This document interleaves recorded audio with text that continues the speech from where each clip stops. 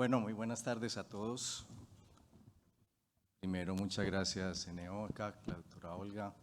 Siempre es un gusto que nos inviten y que quieran oír lo que tenemos que compartir sobre el trabajo que hacemos en la comisión. Entonces, bueno, y también el agradecimiento a todos los sobrevivientes de este evento que está llegando a su final y queremos dejarle, digamos, un mensaje de lo que sí se está haciendo en la transición energética. Seguramente en muchas de las conferencias han oído qué es lo que se debe hacer en la transición energética, cuáles son los requisitos. Yo quiero compartir con ustedes qué es hacer la transición energética. De alguna manera, lo que se ha hecho y lo que vamos a hacer, porque sí sabemos para dónde vamos, contrario a lo que algunas personas pueden pensar. Entonces, de alguna manera, este es un reporte desde la trinchera de la transición energética. Sin duda, este es un nuevo paradigma en la prestación del servicio de energía eléctrica. Hace algunos años hablábamos de mercado, de eficiencia, más recientemente hablábamos de redes inteligentes, parecía que ese era el camino a seguir y ahora sin duda el derrotero nos lo marca la transición energética. Estamos de acuerdo, no todo lo que hagamos se debe medir respecto a ese baremo. Y como ya lo han mencionado aquí en este evento, pues en su versión más limitada uno habla de qué es la descarbonización de la producción y utilización de la energía eléctrica, y que eso está acompañado de una penetración, digamos, un incremento en el uso de fuentes de energía renovables no convencionales, pero no se reduce solo a eso. Estamos hablando también de nuevas tecnologías de producción y consumo, sistemas de almacenamiento. Estamos hablando de todo el tema de digitalización y electrificación, de AMI, de movilidad eléctrica, y estamos hablando de nuevos modelos operativos y de negocio, comunidades energéticas, por ejemplo. Entonces, no es solo integración de FNC al sistema.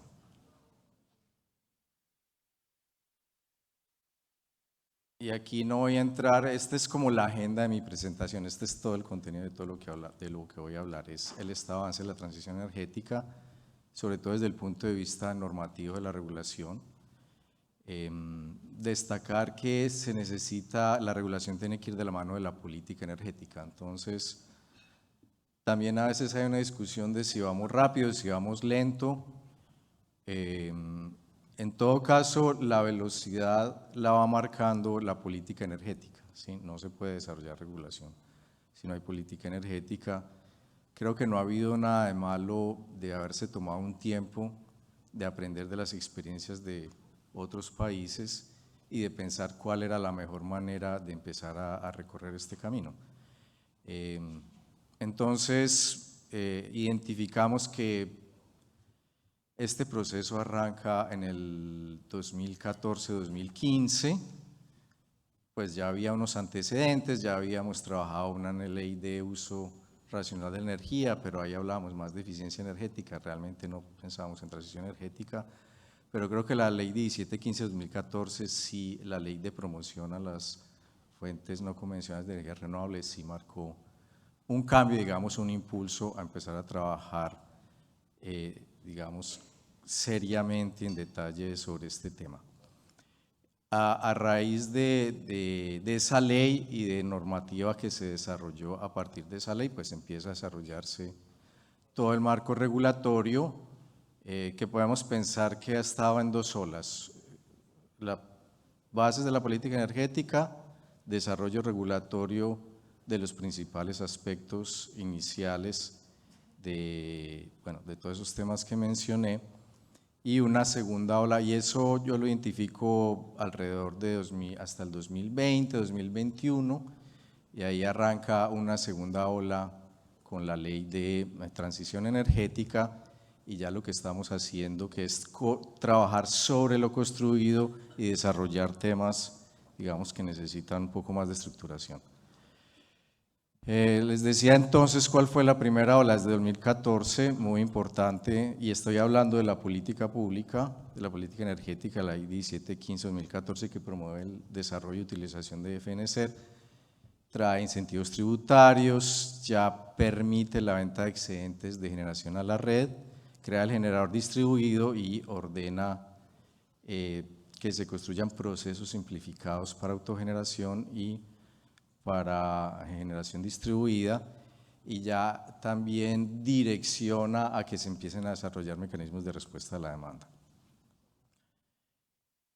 En el 2015 la UME nos define entonces qué es pequeña escala y qué es gran escala. Parece muy simple, pero realmente fue importante porque nos marca una diferencia donde íbamos a trabajar, digamos, con procedimientos más similares a los que ya estábamos aplicando en la operación del sistema y donde deberíamos enfocar procedimientos simplificados. Y 2015-2017 se dan los decretos que dan los lineamientos para la autogeneración, a partir de la cual ya se puede construir regulación. Y la más reciente, a partir, digamos, de también decretos del Ministerio de Minas y Energía, se dan los lineamientos para el AMI de cuáles son los objetivos para el despliegue de AMI en el Sistema Interconectado Nacional, y también una bastante importante para las conexiones de plantas, para empezar a atacar un problema que se está volviendo un cuello de botella, que era la conexión al sistema. Y la ley 2099 del 2021, la transición energética, crea instrumentos de financiación, aumenta los incentivos tributarios, bueno, y tiene una serie de medidas para reforzar ese objetivo de política pública enfocado en transición energética. Bueno, y a partir de ahí empezamos a construir regulación sobre la transición energética. El primer tema que se trabajó fue la autogeneración y la generación distribuida. Tenemos entonces un grupo de regulaciones, un grupo de reglas que empezó a construirse desde el 2015. Ya entonces en el 2015 se expide la resolución 024 de la autogeneración a gran escala. Aquí básicamente se definen, bueno, algunos aspectos sobre la venta de energía de excedentes de autogeneración a gran escala, de la conexión, comercialización y reglas de medición, que básicamente es una extensión de lo que se está aplicando a la generación existente, digamos, considerando algunas particularidades de la autogeneración. Viene después el desarrollo de la autogeneración a pequeña escala, y esa sí es una regulación más específica. Autogeneración a pequeña escala y generación distribuida. Ahí ya sí se introducen procesos simplificados de conexión para este tipo de instalaciones, reglas de medición también simplificadas, y ya las reglas para poner esos excedentes de energía en la red, introduciendo créditos de energía y otros conceptos muy aplicables a la autogeneración de consumidores de pequeña escala, y a que simplemente pudieran poner los excedentes que tenían en la red y pudiera, digamos, comercializarse esa energía dentro de las reglas del mercado. Eso fue en el 2018, la 30 y la 38. Ya más recientemente revisitamos esa regulación con lo que habíamos aprendido durante estos años, con los problemas identificados. Hicimos una modificación de un alcance bastante amplio, la 174/2021. Se aumentó la capacidad de recepción de las redes para acoger soluciones de este tipo. Se aumentó también el límite para definir generación distribuida. Se establecieron procesos de conexión diferenciados por capacidad y se definieron tiempos y reglas para todas las etapas del proceso, desde la solicitud de conexión, la revisión de la documentación y en general toda la aprobación de la conexión y la puesta en operación, y también el proceso de liquidación. Subsisten todavía problemas, pues eso lo entendemos, es una actividad en desarrollo, pero creemos que ya hay una base bastante buena y que sobre esa se han estado desarrollando y cada vez de manera más acelerada los proyectos de autogeneración de pequeña escala y generación distribuida. Y finalmente, también en el año anterior, la 135-2021, volvimos a mirar el tema, pero desde el punto de vista de los usuarios. Entonces, dentro ya de esa actividad, ¿cuáles eran las reglas respecto a derechos y deberes que tienen los usuarios como autogeneradores de pequeña escala? Bueno, otro aspecto, por supuesto, fundamental para la transición es la integración de FENESER, plantas solares y eólicas esencialmente. Entonces, lo primero que necesitábamos hacer era poder acogerlos dentro del esquema que tenemos de expansión de incentivos dentro del mecanismo del cargo por confiabilidad. Entonces, debíamos definir las metodologías para calcular la energía firme y que ellos pudieran tener acceso a todas las posibilidades de remuneración por confiabilidad que hay en el mercado, también como un incentivo para la expansión, no como el único, pero pues en conjunto con los otros que se dispusieron. Entonces ya desde el año 2017 establecimos las metodologías para el cálculo de energía firme de cargo por confiabilidad para las plantas solares y eólicas. La actual, digamos, la que está vigente, que es la que se desarrolló en 2017, tiene entonces un modelo energético. Ya en ese momento se permitía la participación con datos de medición de fuente secundaria, y con base en eso se empezaron a desarrollar los primeros proyectos de energía eólica, o por lo menos a participar en los mecanismos del cargo.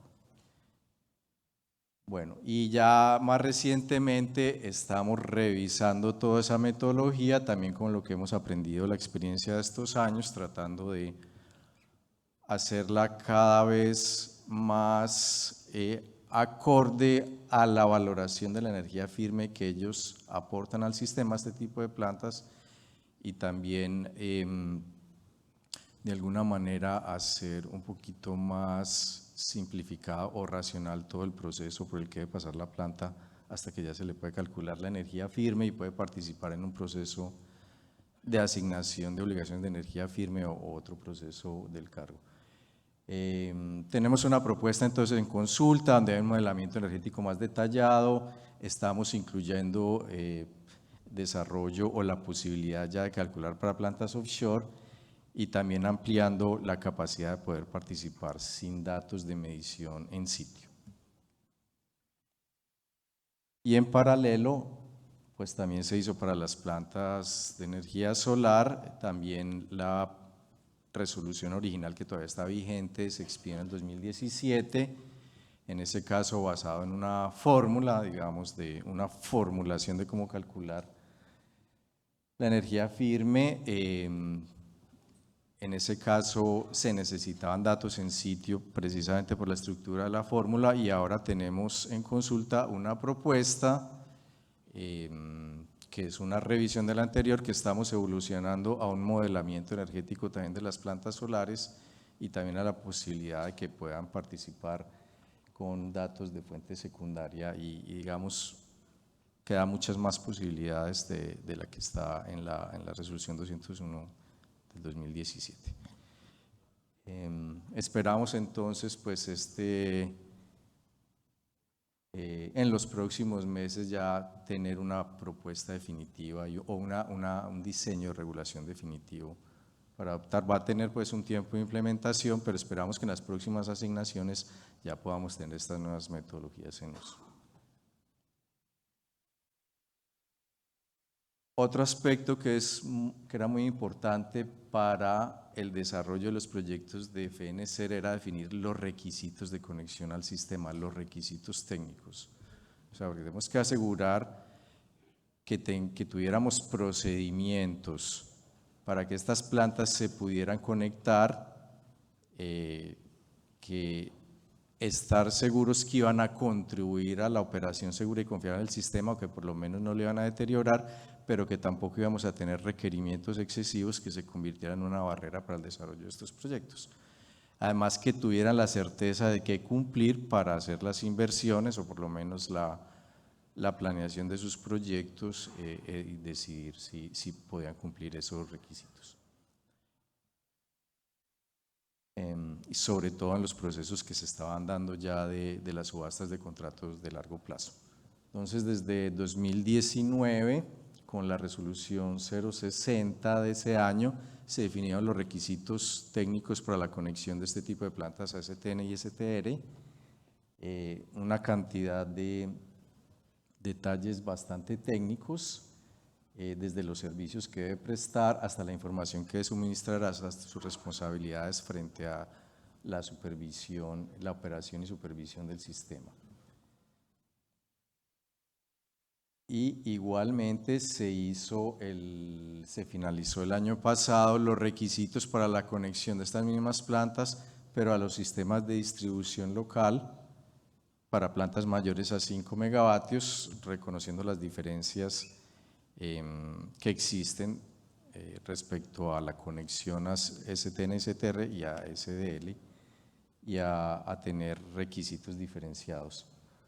Un poco lo mismo, los requisitos técnicos de operación que deben cumplirse para la conexión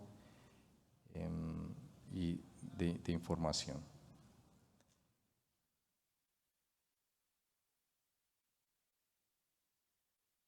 Bueno, y ya más recientemente este año terminamos todo lo que nos faltaba, definir los requisitos técnicos para las plantas menores de 5 megavatios que se conectan al SDL. Entonces ya nos cierra todo el rango de posibilidades de conexión al sistema.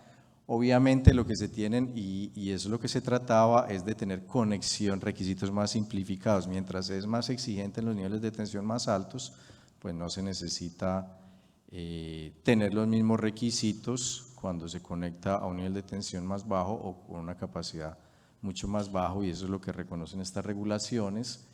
Entonces, más o menos trata todos los temas, pero los requisitos, en la medida en que las plantas son menores y se conectan a niveles inferiores, corresponden a menores exigencias o requisitos simplificados que de todas maneras no comprometen la operación del sistema. Y otra también que nos parece bastante importante, y para facilitar el desarrollo de los proyectos de FENESER, la regulación que emitimos en el 2019, la 200, sobre conexiones compartidas, ¿sí? Que es un tema de alguna manera novedoso, pues el esquema tradicional, las conexiones son individuales, pero las conexiones compartidas tienen mucho sentido para el desarrollo de ciertos tipos de proyectos que están en la misma zona, que comparten algunas características, y digamos, frente a la creciente dificultad de desarrollar proyectos de transmisión, pues es una solución para la conexión de estas plantas, que no deja de tener su reto, tener las conexiones compartidas, pero desarrollamos las normas, una serie de requisitos que deben cumplir, digamos, cuál es la estructura y la gobernanza con la que se debe presentar una conexión compartida y autorizar su integración al sistema.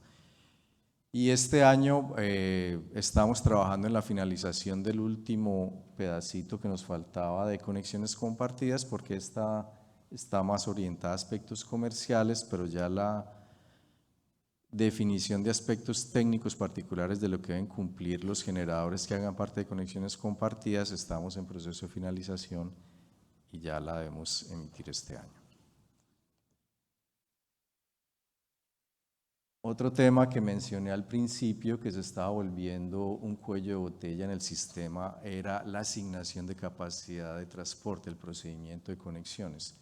Digamos, un poco por la evolución misma del sistema, el procedimiento que teníamos anteriormente Pues realmente no es que hubiera funcionado mal hasta ese momento, porque estaba pensado a un esquema de expansión en que pocas plantas que tomaban tiempos de desarrollo largos se iban instalando en distintas partes del país, entonces un procedimiento que estudiaba más o menos individualmente cada solicitud, como iba llegando funcionaba, pero de repente ya estábamos en otro mundo en que teníamos una cantidad de plantas de unos tamaños mucho menores que querían instalarse todos en algunas zonas particulares del país que no eran precisamente las que tuvieran una capacidad de transporte mayor, con unos tiempos de desarrollo muy rápidos, entonces realmente estaba en una situación en que se estaba volviendo verdaderamente un cuello de botella, y es más, en algún momento de alguna forma en un acaparamiento de los puntos de conexión, pues que era un efecto totalmente indeseable. Es un problema que se identificó, que se tenía que atacar de frente, que se hizo de la mano de la política pública y se diseñó entonces la regulación. A ese respecto se expidió la resolución 75/2021, que define ya un proceso muy uniforme, muy racionalizado, con tiempos definidos, y sobre todo con una manera distinta de estudiar la expansión del sistema, que es por grupos de proyectos con tiempos definidos. Se define el tipo de conexiones, se define quién es el encargado de hacer el estudio de la asignación, hay el llamado a desarrollar un sistema de información único que le dé más transparencia a todo el proceso. A los tiempos se definen los criterios de asignación, las reglas técnicas y reglas para el seguimiento de los compromisos que asumen las plantas cuando reciben un concepto de conexión. Es una resolución que pasó por una etapa de transición un poco dolorosa a veces, como son las etapas de transición, que creemos que ya está finalizada y ya estamos en plena fase de la primera asignación con las nuevas reglas, y realmente pensamos que obviamente habrá que seguirlo mejorando, pero sí ofreció una solución en este sentido. Bueno, me va a tomar 5 minutos más de mi tiempo ya para finalizar. ¿Qué más estamos trabajando y vamos a trabajar en temas de transición energética? Los sistemas de almacenamiento de energía. Hemos trabajado en soluciones de almacenamiento de energía para atacar problemas de insuficiencia en la red de transmisión. En ese sentido se expidieron la resolución 98/2019 y más recientemente la 101/023 de este año, que definió los temas de calidad.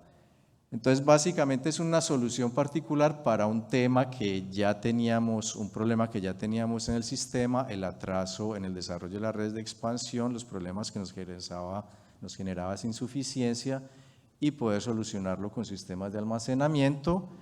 Se desarrolló la metodología un poco como un activo de transmisión, con convocatorias y remuneración.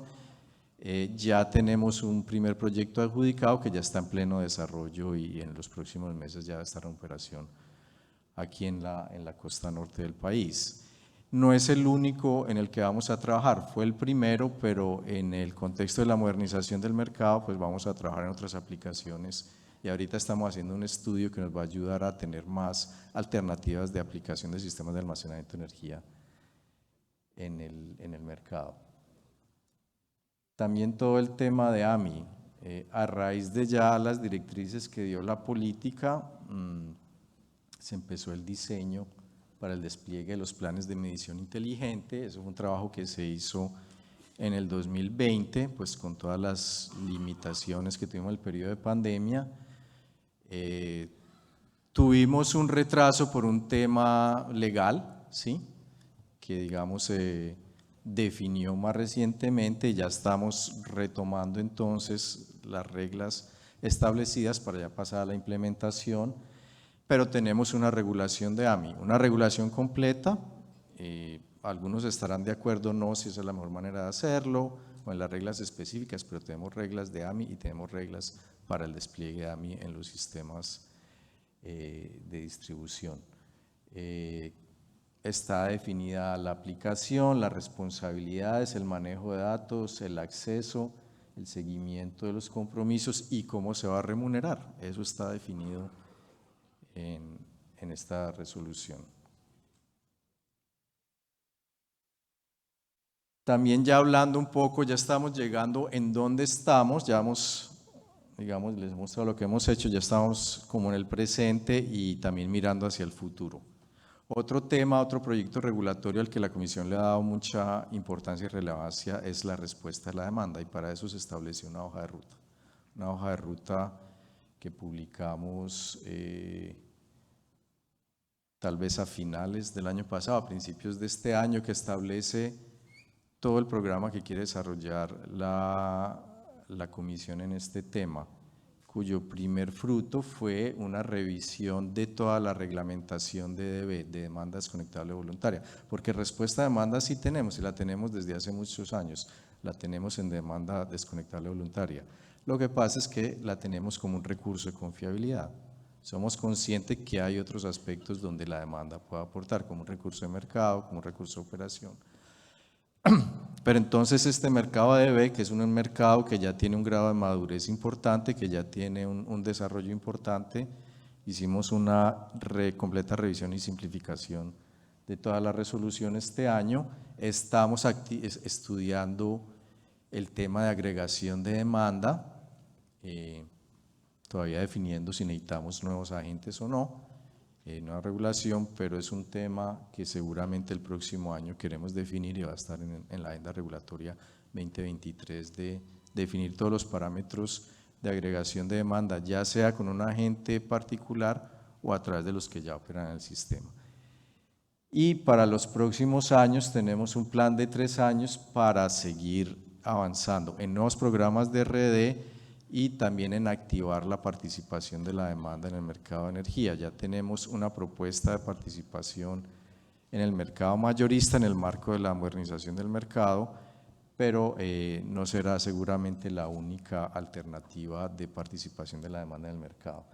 Y ya más a futuro estamos simplemente reconociendo que realmente la respuesta a la demanda se integra a un programa más amplio de uso de recursos energéticos distribuidos, de un manejo conjunto de todos esos recursos en la red, de la posibilidad de que ellos presten servicios de red, de que se establezcan nuevos modelos y novedosos de plantas virtuales, de modelos de comercialización y de nuevas formas de operación como las comunidades energéticas.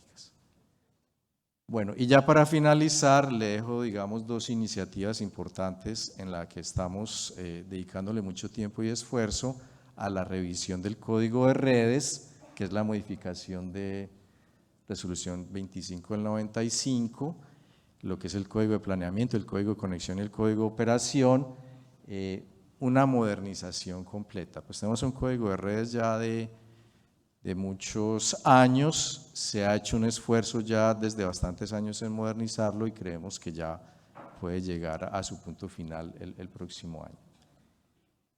Y la 143 de 2021, la nueva propuesta que tenemos de modernización del mercado, que está incorporada en un nuevo reglamento del mercado, tiene una serie, realmente es una refundación de cómo funciona el mercado de energía y que creemos que ese es el mercado que necesita la transición energética, que nos va a dar las herramientas para asumir todos los retos que ya nos han contado que tiene la transición energética frente a flexibilidad, resiliencia, posibilidades de asumir diversas posiciones, de manejar la variabilidad. Ya lo hemos presentado en otros espacios, pero realmente creemos, y vuelvo y lo reitero, que este es el mercado que necesita la transición energética.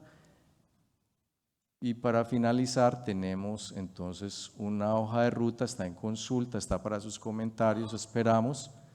Les doy la primicia que vamos a extender el periodo de consulta, porque sabemos que es una resolución compleja que en estos últimos meses hemos tenido muchos temas en que trabajar, entonces vamos a extender la consulta por lo menos hasta enero, pero el próximo año sí queremos tener ya la resolución definitiva a mitad de año, empezar todo el programa de implementación, que es un programa largo, difícil, pero pues de manera optimista quisiéramos que a mitad del 2024 ya estuviéramos funcionando en el mercado con este nuevo reglamento.